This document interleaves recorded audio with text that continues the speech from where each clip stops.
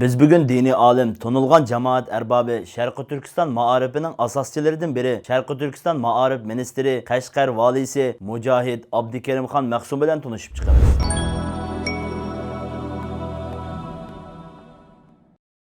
Abdikerimxan Mahsum miladiye 1870 yılı Kaşgar şehirde marifetperver aile Abdülkadir Qazi Kalan'ın ikinci oğlu Abdülhamit Hacim'nin ailesi de dünyaya keldi. Miladiye 1805 yıllardan başlap miladiye 1905 yıllargacha bo'lgan jarayonda Qashqardagi diniy madrasalardan Qashqardagi xalq madrasalargacha bo'lgan oliy bilim yurtlarida ilm tahsil qiladi. Bu mezgilda Abdikerimxan Mahsum chet elliklarning Sharqi Turkiston zaminidagi erkin faoliyatlari Xitoy tajovuzchilarining mustamlikasi ostidagi Sharqi Turkiston xalqining ichinishlik ahvolini ko'z oldiga keltirganida qattiq azoblanadi. O'zlarining boshqa millatlardek taraqqiy qilib kuchlanishi, Uyg'ur xalqining boshqa davlatlardek davlatining bo'lishini kecha-kunduz orzu qiladi. Abdikerimxan Mahsum milodiya 1907-yildan milodiya 1911-yilgacha ikki qatim Chari Rossiyaga savdo tijorat bilan chiqadi. Bu jarayonda dunyoning siyosiy vaziyatini kuzatadi va qaytib kelib Qashqardagi ilg'or fikrli kishilarni harakatlantirib, zamoniga uyg'un yangicha fanniy maktab ochishga tutish qiladi. U yillarda o'qituvchi topmoq bakmo qiyin bo'lib, Abdikerimxan Mahsum bu vaqtda Akuku Musa baylar, Hüseyin Bay, Bahauddin baylar bilan aloqalashib, ularning yordami ostida Turkiyadan bir qancha o'qituvchilarni taklif qilib akiladi. Tajovuzchi Xitoyning Qashqarda turishlik amaldori Yang Zishin bu maktabni hukmronligiga tahdid deb qarab taqib etish uchun qusur izlaydi. Shu yili Qashqarda turishlik inglizlar dallollar orqali Qashqardan o'g'il qizlarni Hindistonga elib ketmoqchi bo'ladi. Bu vaqtda Abdikerimxan Mahsum xalqni safarbarlikka keltirib, inglizlarning Uyg'ur o'g'il qizlarini elib qochish planini barbod qiladi.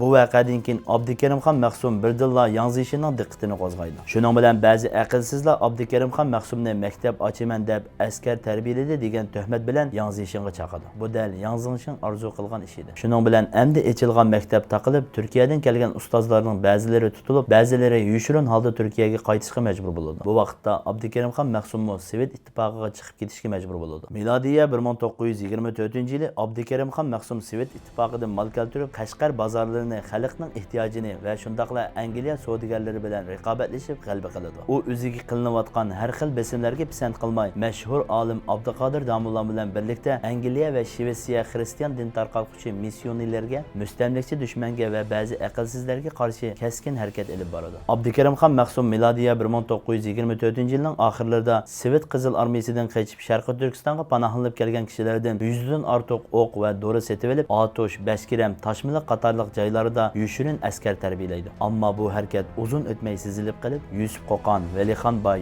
So'piniyaz Hoji qatorliq kishilar bilan tutqun qilinib, Oqsuga bog'lanadi. U milodiya 1924-yildan 1933-yilgacha Oqsuda turmada yotadi. Toki milodiya 1933-yil 3-oyda general Temur Ali tarafidan Oqsu ozod qilinganda turmadan qutulib Qashqarga yenib keladi va butun kuchi bilan maarif islohoti olib boradi. Milodiya 1933-yil 11-oyning 12-kuni Sobit Damullam rahbarligida Qashqarda Sharqi Turkiston Islom Jumhuriyati qurildi va Abdikerimxan Mahsum bu Sharqi Turkiston Islom Jumhuriyatining maarif ministrligiga tayinlanadi. Abdikerimxan Mahsum Jumhuriyat qurilishining oldi-keynida Sobit Damullam qatorliq mujohidlar bilan hamkorlashib, moddiy va ma'naviy jihatdan butun kuchi bilan fedakorlik ko'rsatgan kishilarning biri edi. Milodiya 1934-yil 4-oyning 13-kuni Xo'janiyaz Hoji Sovet ittifoqi va tajovuzchi Xitoyning besimi ostida bosh ministr Sobit Damullamni qo'lga olib, Sharqi Turkiston Islom Jumhuriyati yemirildi. Abdikerimxan Mahsum milodiya 1938-yil taklifga binoan Sovet ittifoqiga boradi. Bu yillarda Shing'itsay, Sharqi Turkistonda 300 ming atrofida diniy ahli ilmi olimlar, ziyolilar, siyosatchilar va shundaqla jamoat arboblari va boylarni o'ltirib, izdiraksiz yo'q qilib o'tadi va turmalarga qamaydi. Ammo Abdikerimxan Mahsum yar yo'laksiz, yordamchisiz yolg'iz qolgan bo'lib, yanada qilchi qo'rqib qolmay,